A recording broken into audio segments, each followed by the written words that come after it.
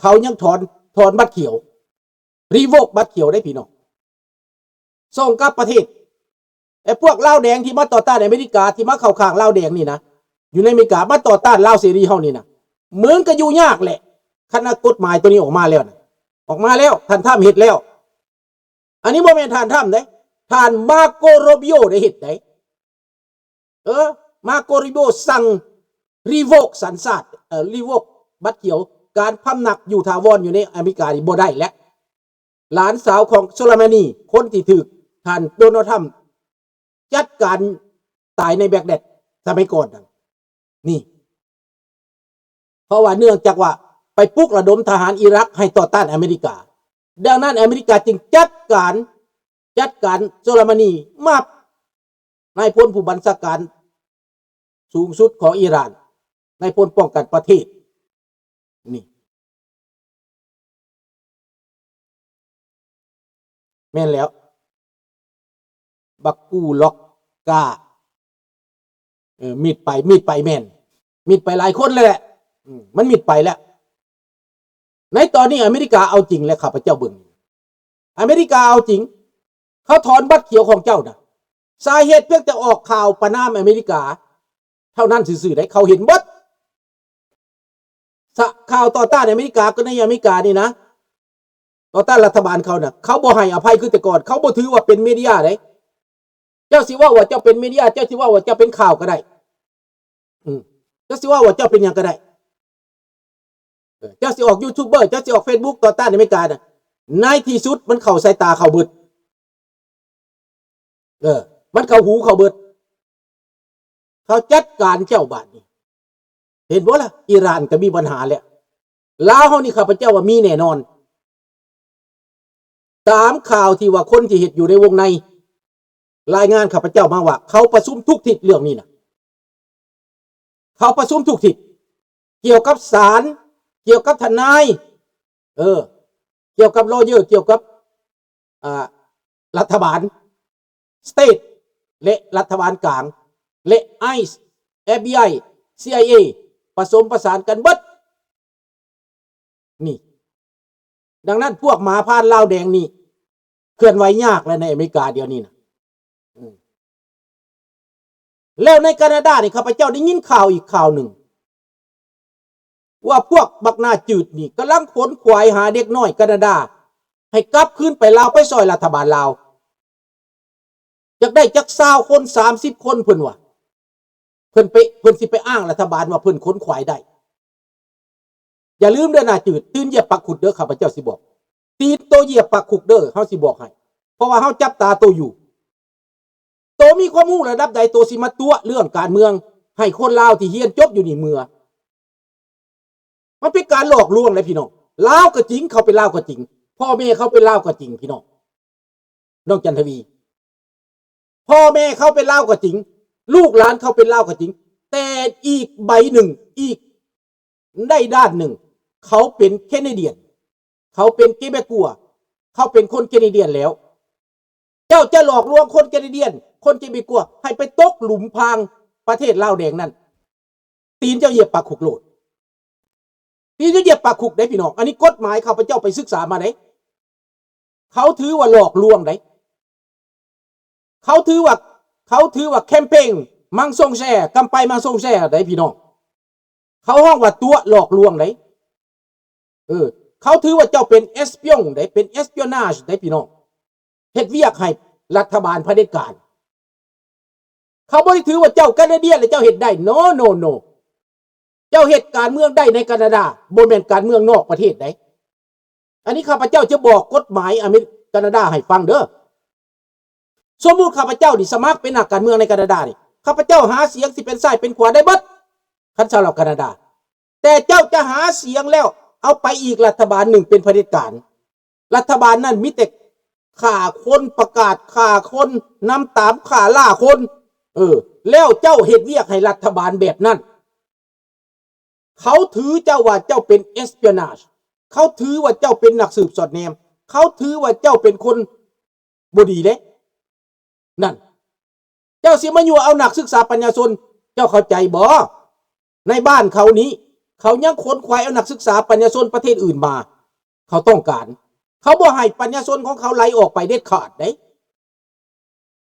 แล้วเขาสร้างมาได้ประเทศนี้นักเรียนนักศึกษาในประเทศนี้เขาจ่ายเงินเป็นแสนแต่ละคนให้เจ้าได้เรียนมา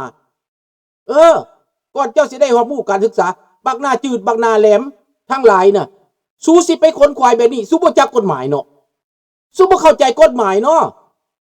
ข้าพเจ้าได้ยินเพิ่นกำลังเป็นบ้าแล่นหานักศึกษาสิไปตัวเขาพ่อแม่ผู้ใดที่เป็นลูกผู้ใดที่เป็นมีความรู้ความรักในแคนาดาระวังเด้อในเกเบกนี่ระวังพวกบักหน้าจืดกำลังเอาหมูเอาไก่กำลังเอาเหล่าไปแลกขึ้นเฮือนใดเอาหมูเอาไก่ไปให้เขากิน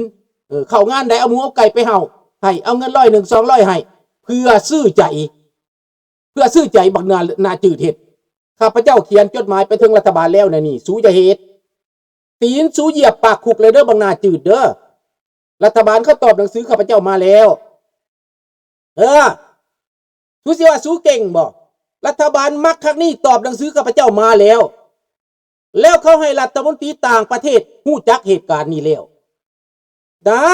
จะบอกให้เด้ออันนี้รัฐบาลมักครั้งนี้ตอบจดหมายข้าพเจ้าเลยได้เว้าแจ้งได้พี่น้องนี่ข้าพเจ้าบ่ได้มันอวดพวกท่านเด้อมันเรื่องจริงเด้อเรื่องที่ข้าพเจ้าเว้านี่เป็นเรื่องจริงเด้อข้าพเจ้าได้รับหนังสือตอบจากนักคณีอย่างดีได้นี่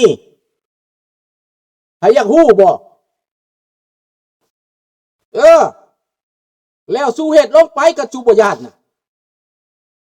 คำรายงานของข้าพเจ้านี่นะมันศักดิ์สิทธิ์เด้อข้าพเจ้าบ่ได้รายงานส่วนตัวได้ข้าพเจ้ารายงานทางการได้พี่น้อง official ได้พี่น้องข้าพเจ้ารายงานทางการในนามองค์กรของรัฐบาลได้ข้าพเจ้านี่นะพวกท่านต้องเข้าใจเด้อข้าพเจ้าเป็นองค์กรรัฐบาลแคนาดาเด้อบ่เป็นองค์กรเมืองลาวได้ข้าพเจ้าบ่เป็นองค์กรเมืองลาวได้ข้าพเจ้า NGO ของรัฐบาลแคนาดารับรองได้พี่น้องนะเป็นรัฐบาลเป็นองค์กร NGO ของรัฐบาลได้เป็นหูเป็นตารัฐบาลได้พี่น้องคำเว้าของข้าพเจ้าเว้าไปนี้มีหลักฐานในก่อนจะเว้าก่อนจะเขียนหนังสือไปบอกนี่ดังนั้นให้สู้ระวังไว้ว่ารัฐบาลเขาตอบจดหมายข้าพเจ้ามาแล้วเรื่องนี้นะเขาจับตาแล้วนะขอบอกขอเตือนสติไปคันบ่ฮู้ละเซาโตมีความฮู้หยังหากินหาอยากได้เงินได้คำเครื่องนี้ภาษีแน่เฮ็ดจริงแน่เฮ็ดแท้แน่นี้ภาษีแน่เท่านั้นซื่อๆน่ะสิบ่อวดเป็นคนร่ำคนรวยสิบ่อวดเป็นนักการบ้านการเมืองสิฝันอยากเป็นเจ้าเป็นนายวะสิฝันอยากต่อต้านรัฐบาลแคนาดาวะขอยอยากถามเจ้าเน่ขอยอยากถามเจ้าเน่เจ้าไปฮู้การบ้านการเมืองมาแต่ไสเจ้าไปเรียนมาแต่ไสเจ้าสิมีระดับว่าสามารถไปตัวเอาเด็กน้อยจบการศึกษาอยู่นี่ไปหับไส้รัฐบาลลาวแดง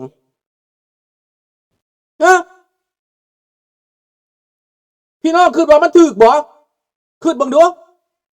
ให้คิดเบิ่งดูพี่น้องอันนี้ข้าพเจ้าเว้าซอยคนที่หูหนวกตาบอดเด้อพวกท่านคิดเบิ่งแม้นเจ้าเป็นคนลาวเจ้าเฮ็ดเพื่อประเทศลาวเจ้าถือแต่เจ้าเฮ็ดได้บางอย่างแต่เรื่องการเมืองเรื่องความมั่นคงเรื่องความปลอดภัย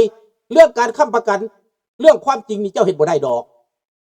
เจ้าบ่มีอำนาจใดจะมาหลอกนักศึกษาปัญญาชนของแคนาดาที่ไปหลงตกหลุมรัฐบาลลาวเด็ดขาด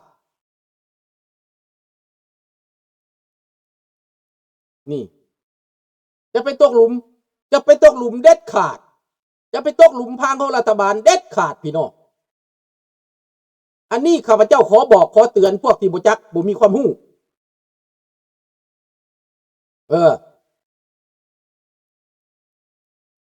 ให้พี่น้องขึ้นเบิ่งข้าพเจ้าเว้าถูกบ่เจ้าเป็นเท่ากอเท่าขอสบายดีน้องธนพรเจ้าเป็นเท่ากอเท่าขอและเจ้าสิมาหลอกลวงไปเมืองลาวได้ใบย่องย่อไปเมืองลาวไปพบรัฐบาลไปพบทูตไปพบกระทรวงป้องกันประเทศไปพัวพันโดยตรงแล้วออกมาเคลื่อนไหวโฆษณาส่วนเสือยั่วลูกยั่วหลาน ไปตกหลุมพรางไปตกหลุมพรางได้ไปตกไปในระบอบเผด็จการได้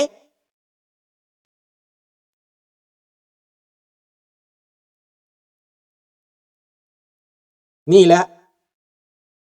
ในเมื่อเจ้าหลอกไปเจ้าหลอกคนก็ดีเด่นไปเขาประสบอุบัติเหตุเขาประสบปัญหาเขาถือว่าเจ้าหลอกได้เขาฟ้องเจ้าว่าเจ้าหลอกได้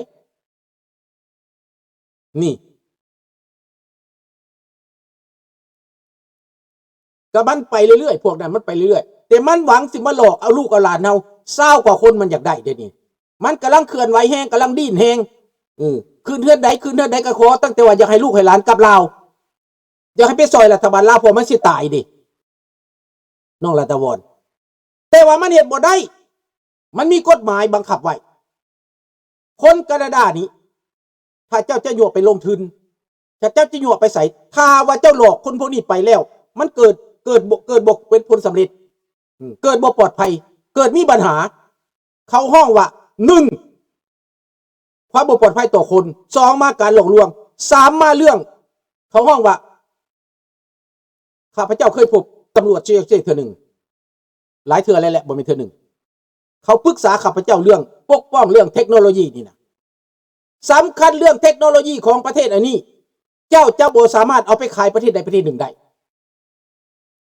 เจ้าเฮียนจากครูบาอาจารย์ในประเทศนี้มาเนี่ยเจ้าไปเปิดเผยให้ประเทศใดประเทศหนึ่งแบบความลับแบบขายเทคโนโลยีเขาห้อง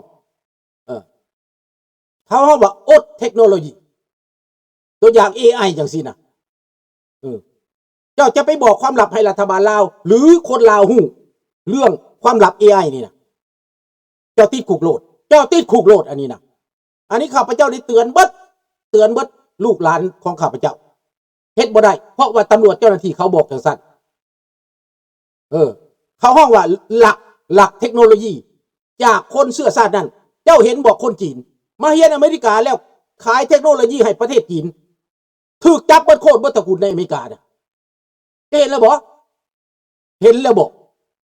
ขนาดแลกเปลี่ยนส่งกลับคืนบ้านเทคโนโลยีที่เฮียนอเมริกาที่ส่งไปพูดน่ะไปบอกความลับให้รัฐบาลจีนแล้วไปก๊อปปี้เอาเทคโนโลยีของอเมริกาไปประเทศจีนเขาห้องว่า espionage แต่นั้นน่ะนี่แหละดังนั้นคนลาวเจ้าอย่าลืมว่าข่อยเป็นลาวข่อยต้องซอยประเทศลาวระวังบักลาเจ้าเป็นลาวมานี่เจ้าหนีตายเด้เจ้าหนีตายเจ้าวันเจ้าหนีตายจากเขาเด้จากการกดขี่ข่มเหงเขาจึงหลับเจ้ามาเป็นอพยพข้าพเจ้าสิบอกให้คนอพยพทั้งหลายทั่วโลกได้ฟังจะเป็นรัฐบาลฝรั่งเศสจะเป็นรัฐบาลอเมริกาจะเป็นรัฐบาลออสเตรเลียเยอรมันก็ตามให้ตัวอย่างอันหนึ่ง10 ปีผ่านมาคนซีเรียนในสมัยรัฐบาลแมกเกนอังเจลาแมกเกนเป็นรัฐบาลได้เอาพวกซีเรียหนีตายไปอยู่ซีเรียไปฮอดพูดแล้วคนซีเรียเหล่านั้นลุกขึ้นมาต่อต้านอเมริกาลุกขึ้นมาต่อต้านเยอรมันประท้วงคนเยอรมันเดินกระบวนประท้วงด่าว่ารัฐบาลเยอรมันจังสั้นจังซี่เนื่องจากว่าเยอรมันไปซอยยูเครนไปซอยอเมริกาหรืออันใดก็แล้วแต่บ่พอใจออกมาประท้วงในตอนนี้รัฐบาลเยอรมันศึกษาจะเอาคนนั่นน่ะซีเรียนกลับคืนประเทศไปมอบให้รัฐบาลใหม่นี่เขากำลังศึกษาอยู่อย่างนักเลยนี่เห็นบอกถึกจับแล้วSP บอกว่าหลานของโซไลมานีถึกจับแล้วอาเดเตแล้วปากไอซ์นั่นเห็นบอกถอนสัญชาติแล้วดังนั้นเขาจะส่งกลับคืนข้าพเจ้าได้รับข่าวเมื่อคืนนี้ว่าอยู่ในเยอรมันมีจำนวนหลายหมื่นคนเป็นแสนพุ่นจะส่งกลับนั่นเห็นบอกคนลาวเจ้าให้เจ้าระมัดระวังอย่าสิอ้างว่าตัวมาฮอดอเมริกาแล้วล่ะสิลืมกำพืชตัวเองสิลืมว่าตัวเองนี่เป็นอพยพพะนะขั้นเจ้าเข้าข้างเขานะแม่นเข้าข้างอเมริกาไปเป็นทหารอเมริกาแล้วก็พ่ออเมริกาเฮ็ดเวียกให้อเมริกากินอเมริกาอยู่อเมริกานอนอยู่อเมริการักษากฎหมายอเมริกาโอเคเจ้าอยู่ได้แต่เจ้าสิลุกขึ้นมาต้านอเมริกาคือบักสติลวะนะห่วย มันเข้าเงื่อนไขเข้าหลอกเข้าพันธุ์นี้โดนตีเจ้าเข้าหลอก